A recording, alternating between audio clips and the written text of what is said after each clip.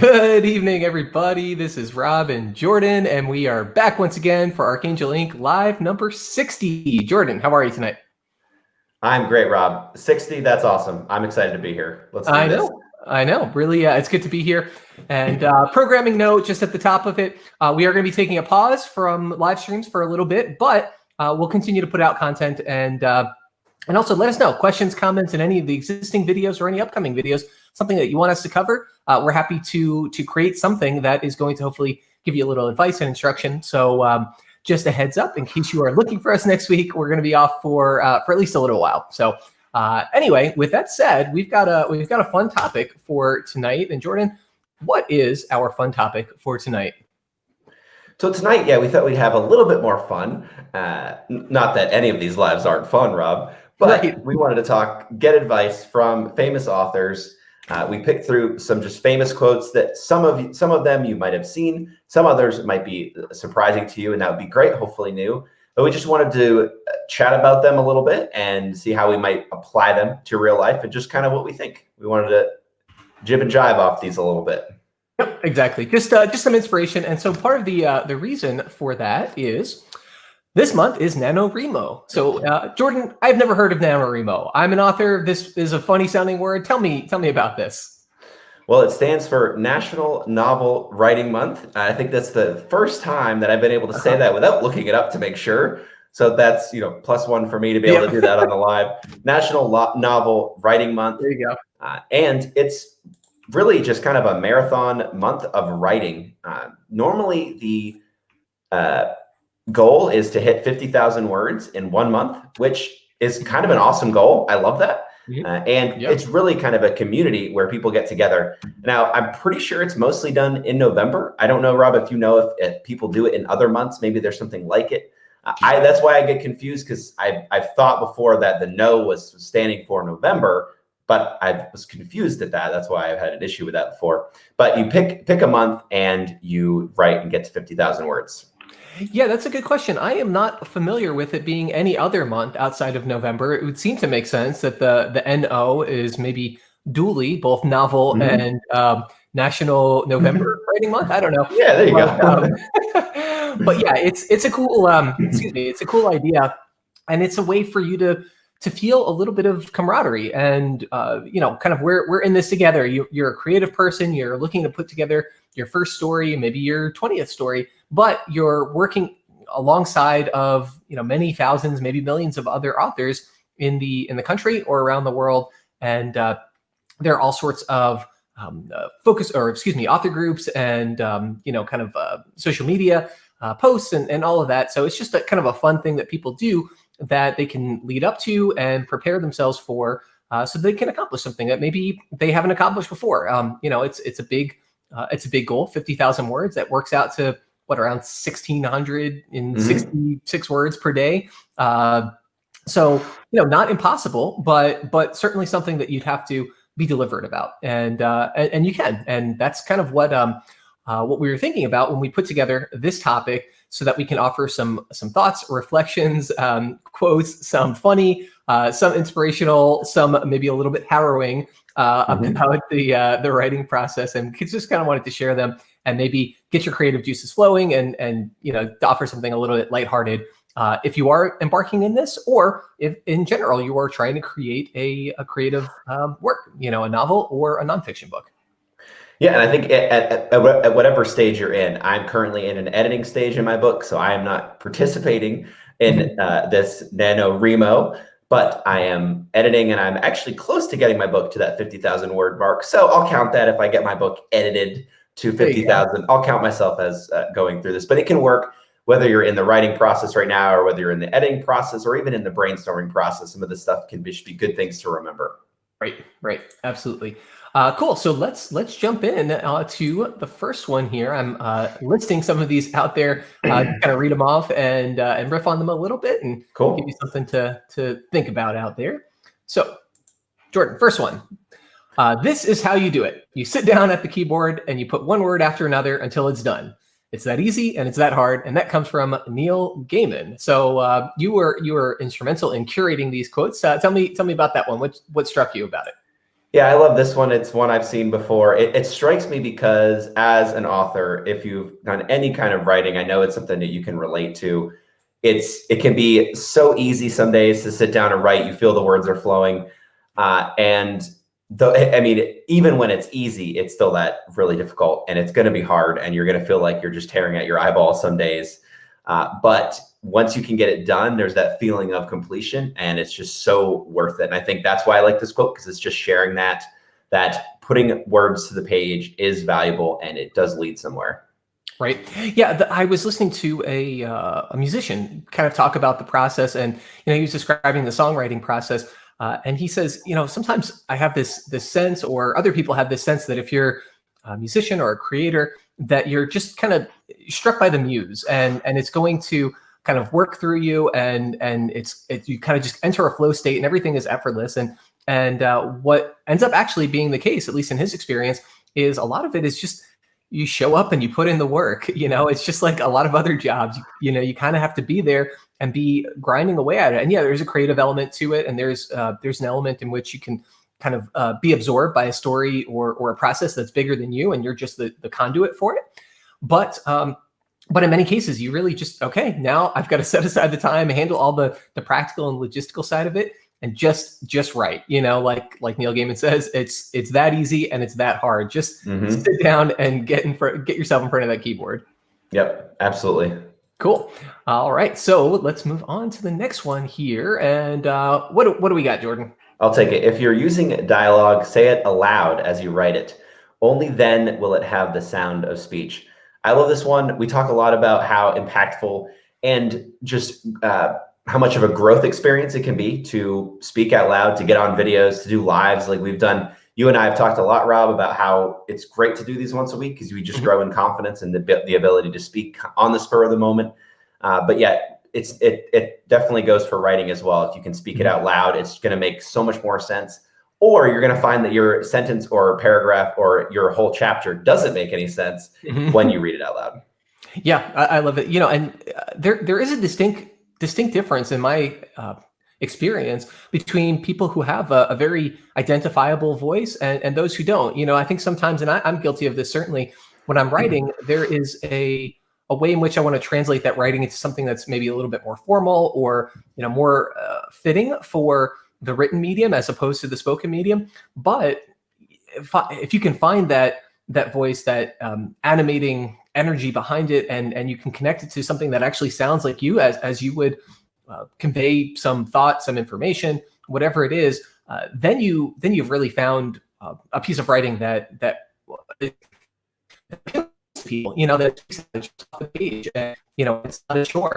It feels effortless, like you're actually there in the room with the author, with the character that you're engaging with, and that can be a little bit difficult, but it's also great when it happens. And this very practical piece of advice: read it out loud. Does this actually sound like a real, something that somebody would really say, a normal person would say? If so, great. If it doesn't, what do you need to do to make it so? And it's a great measure and great rubric to compare yourself against. Good deal. Cool. All right, moving on. On that same note. Yeah, I saw this one for the first, this is the first time I saw this. I saw it just the other day, so I wanted to make sure we added it. This one here. If it sounds like writing, I rewrite it. I think this is especially true if you're going to be talking about dialogue, or if you're having someone tell a story in a book. If it sounds like someone wouldn't really say it, then consider rewriting it. And I think that's definitely a good tip as you think about writing in any form. If you're not sure if it makes sense, or if you're like, I'm not sure the right word to use here, sometimes it's just as easy as just rewording it completely. And then you're like, oh, I'm actually saying exactly what I wanted to say in a completely different way, and it's not confusing. I got it. And then you can move on. Right. And I have that experience sometimes when I'm drafting an email or some communication to somebody. I'll write something out, and then I'll copy and paste it onto another document, and then just start over. Like, what am I trying to say? If I was trying to put this into my own words, so to speak, or if I was trying to summarize it to a friend, how would I describe it? And then often it's that second draft or that third draft that really is the one that ends up going out and conveys what I want to convey. It's almost like I get out the the formalities in the first time, and then I can actually turn into something that seems really honest and authentic. Cool. All right, so let's move on here. Next one we've got: protect the time and space in which you write. Keep everybody away from it, even the people who are most important to you. So says Zadie Smith. Thoughts on that, Jordan? No, I think I like this one because it's so true. I have experience with this. I've mentioned on lives before, I try to write every Sunday afternoon. It seems to be a good time where, for the most part, people don't need me. I'm not getting a ton of email notifications or anything like that. But you do have to take that upon yourself to craft that time to be able to put your phone away and to be able to do that. A lot of people will think and say, I can't be away. I need to monitor my phone. I need those email notifications, text notifications. That's kind of, it behooves you to find that time and space to be able to put that aside and just write. Yeah. Yep. No, I think, and we've talked about this a lot. Everybody has their own pattern and preference and way of ensuring productivity. But the important thing is have something, have something that is that you've dedicated yourself to. Because if you're serious about it, again, you do have to put in the work. Sometimes it's not just going to be when you're feeling motivated and inspired, but you've got to set some time out and be consistent about it. And sometimes that means creating some boundaries and some sense of purpose to your time management. Absolutely. Cool. All right. So next one we have, what do we have here, Jordan? There is nothing to writing. All you do is sit down at a typewriter and bleed. Kind of old school because we're talking about typewriters here. If you're out there and you're still using typewriters, that's amazing. We'd love to hear from you. Yes. I feel like it's very similar to the Niel Gaiman quote that we mentioned earlier, but it's another one. Sometimes, we can have all these strategies and to be able to put ourselves in the best situation, but it doesn't change the fact that we're going to have to sit down and do the work. I think that kind of can carry over to any job or any task you have to do. There's only so much preparation you can do to make it worthwhile. You got to just do it at some point, even though it's going to be painful. Right. Yeah. The other part of it that I think about with this quote is there's an element of honesty that you need to bring to it, and maybe some vulnerability or putting yourself out there a little bit. So it's like you're bleeding on the typewriter or on the keyboard and revealing something about yourself that maybe is a little bit tough. But if you're trying to create good writing that's actually going to move people and inspire people, sometimes that's what it takes. And so that's the metaphorical bleeding that happens. I like that. Yeah. All right. What do we have here next, Jordan? Forget the books you want to write. Think of only the book. Think only of the book you are writing. That's a really good one, especially for people like me, maybe have a ton of ideas or more futuristic thinking and don't want to sit down at a typewriter and just bleed. If you're writing a book, get it done, and then you can move on to the next one. It doesn't mean you can't have ideas, but it means it's just that focus thing again, to be able to sit down and get the work done. Yep. Yeah. No, I love it. It's important to just not let yourself get distracted. You might have all these amazing ideas and you might have all these visions and things that you want to do, but all that exists and all that should exist if you're going to actually be productive and make the most of yourself is the present moment. So whatever it is that you're focused on in the present moment, be present for it. And tomorrow and yesterday can take care of themselves. Absolutely. Cool. All right, moving on to a neighbor of mine. Not really. He also lives in Florida, though.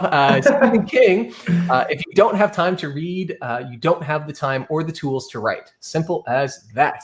I really like that one. It's just a reminder that if you're going to be a craftsman in whatever skill, know the craft.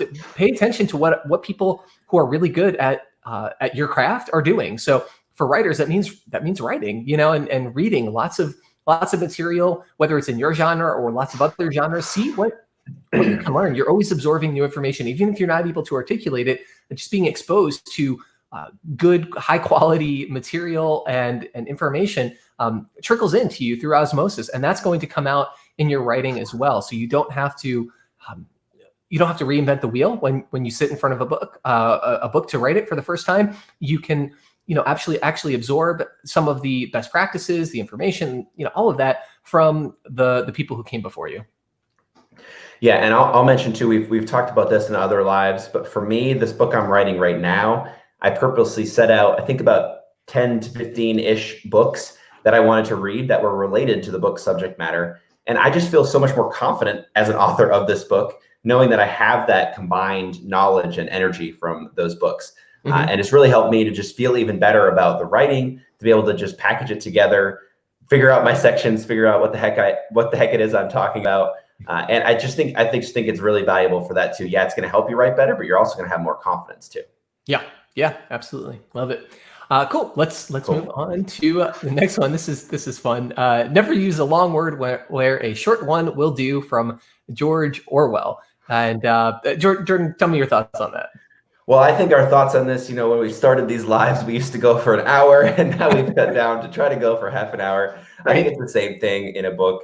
Maybe you don't need as long as you think you need. I think we've probably all had the experience that we've read so many books out there that are just way longer than they need to be. I think this quote is about a short instance, but I think it applies to those books as well.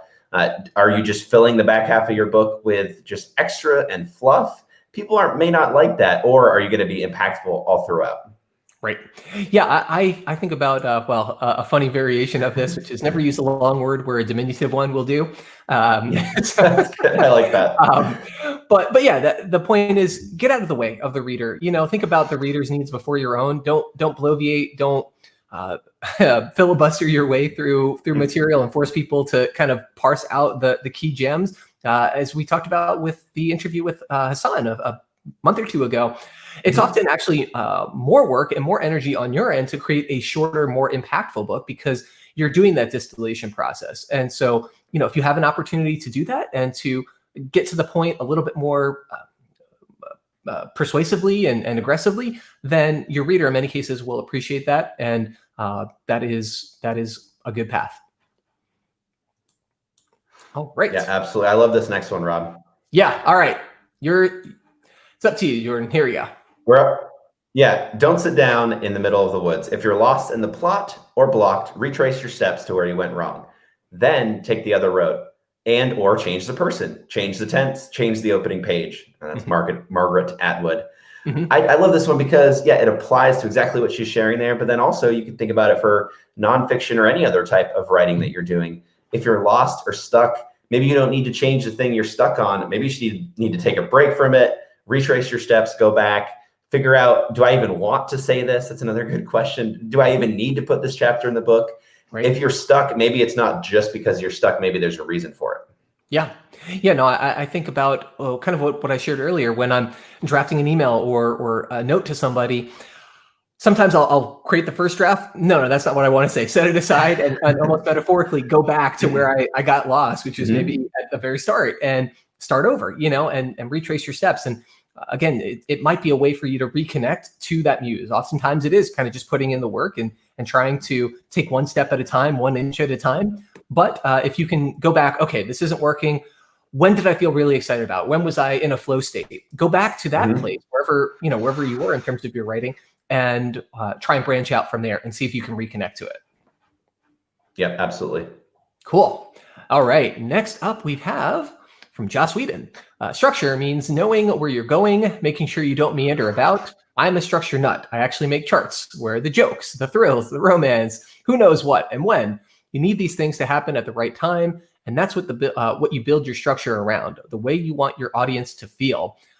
I have lots of thoughts on that, but Jordan, take it away. Yeah, I love it. Joss Whedon is a Marvel guy. Marvel films are awesome. You can see how the storylines and the plots and the structure really do work very well in those movies, at least in my opinion, and they're very, very highly rated.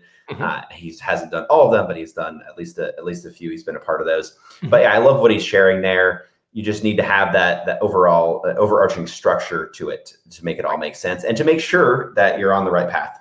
Yeah, and the thing that this makes me think of is reverse engineering success. So what do successful movies, in this case, screenplays, look like? What sort of emotions do they evoke? What sort of notes do they hit? And then how can you work backward from there? You don't just hope or expect that if you're writing according to your own whim or caprice, that it's going to turn out exactly the way you want. In fact, you have that structure, you have that guidance to kind of provide some meaning and some purpose to what you're doing, and there's a bigger picture there that you're paying attention to. And just a cool idea and a good way to think about what do I want out of my book, rather than being mired in the details of it. Allows you to take kind of the 30,000 foot view and then reorient yourself based on that. Good deal. Cool. All right. So let's see. Next one we have. Take it away, Jordan. Trust your reader. Not everything needs to be explained.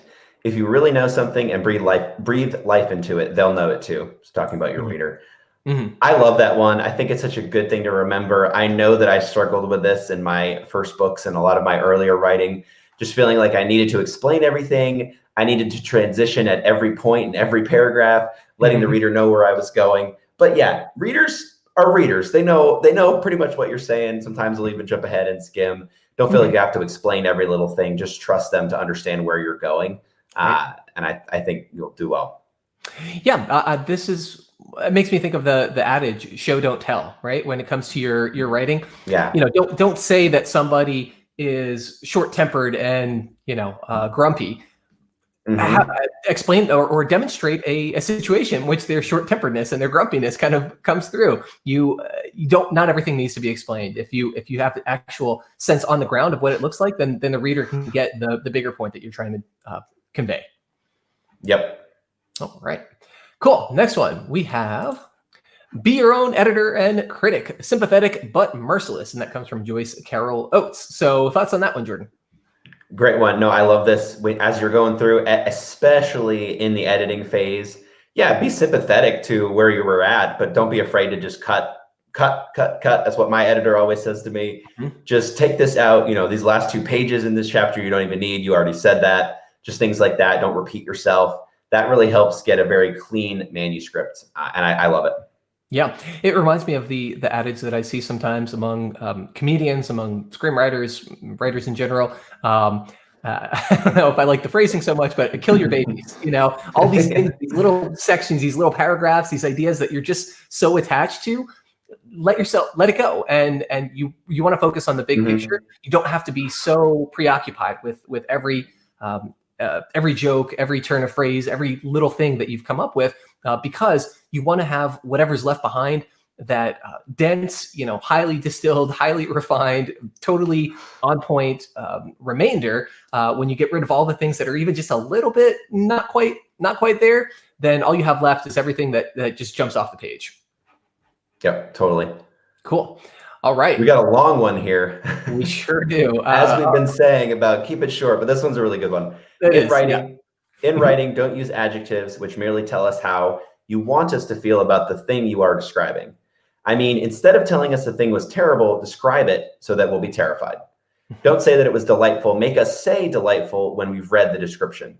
You see, all those words, horrifying, wonderful, hideous, exquisite, are only like saying to your readers, please, will you do my job for me? So really similar to what we were just talking about, but love that quote just as another way of describing that whole phenomenon. Yeah, I love it. And it's the same principle behind creating really short, very, very useful books in Hassan's language. You want to do the work for them. You want to make it easier for them to do it, rather than saying, hey, my time is more valuable than yours. Do my job for me, pull out the important bits. Instead, you're saying, no, I really value you. I want to do this job because that's what I do, and that's what I'm great at, and that's how I'm bringing value and justifying you reading through, maybe a long book, and or something that in any event is going to take time from you. Yeah, absolutely. I think it's just when you're thinking about writing a book, you want your audience to get something out of it. They are there for a reason. What are you sharing? What are they getting out of your book? Yeah, you can tell some funny stories along the way, other stories about yourself, but your book isn't about you, it's about your reader. Right. Yep, exactly. Yeah. What are they getting out of it? If you keep them in mind, that's going to be a very useful North Star. All right, let's go on. Next one. Writing a book is a horrible, exhausting struggle, like a long bout with some painful illness. One would never undertake such a thing if one were not driven on by some demon whom one can neither resist nor understand. So says George Orwell. Yeah, I think this is something that authors can surely relate to. It's a struggle. It's a task. It can feel like so much work, especially if you think about all the phases of book writing. Okay, I finished my first draft. Now I have to edit. Okay, I edited my book. Now I have to record the audiobook, or whatever your next step is going to be. Right. There are a lot of steps and a lot of work that goes into making a book.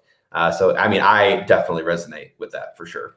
Yeah, it reminds me of something I shared, maybe one of the earlier lives I'd come across, and I kind of liked it because it's counterintuitive, and it said, if you're thinking about whether or not you should write a book, don't. You know, which is to say, if it's not consuming you, if it's not something you just have to get out and you have to do, then maybe now is not the right time. Now, of course, some truths, there can be some things that are, what's the expression? There are some paradoxes where both ideas or contrasting ideas can simultaneously be true. So not saying don't do it, but this kind of quote kind of makes me think of that.